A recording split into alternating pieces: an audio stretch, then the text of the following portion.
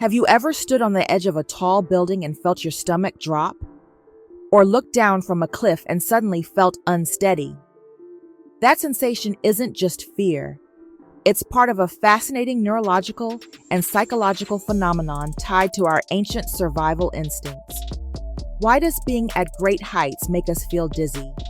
And what happens in the brain when we experience this? Today, we're scaling the science of acrophobia, the fear of heights.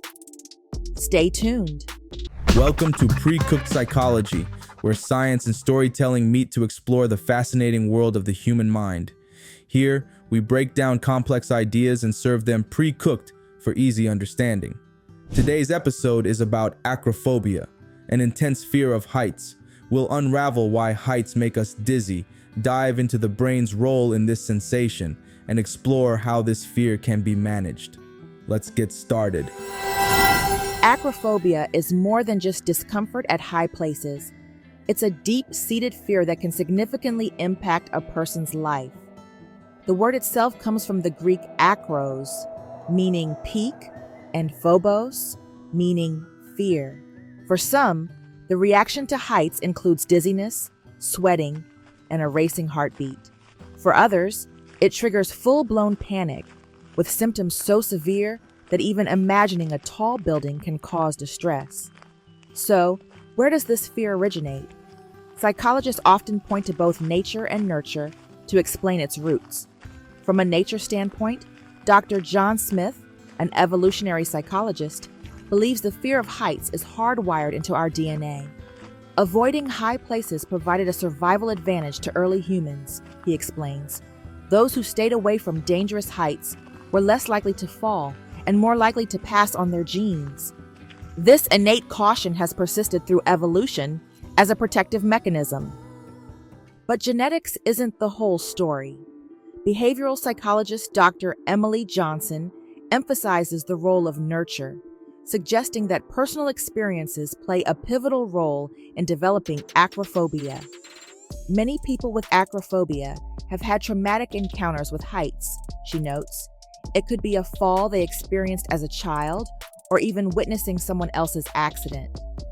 This perspective highlights how environmental factors shape our fears through learned behaviors. This interaction of nature and nurture makes acrophobia a uniquely human experience. While some individuals may have a genetic predisposition to height-related fear, others may develop it through a combination of life experiences and environmental cues. Did you know that acrophobia affects 3 to 5% of people globally? While most of us feel slightly uneasy when looking down from a height, those with acrophobia experience heightened physical and psychological responses, making even everyday tasks like climbing stairs or crossing bridges a significant challenge. What's happening in the brain during acrophobia? At its core, the fear is a misinterpretation of risk. The amygdala, the brain's fear center, overreacts to the perception of danger. It floods the body with stress hormones like adrenaline, preparing it for a fight or flight response.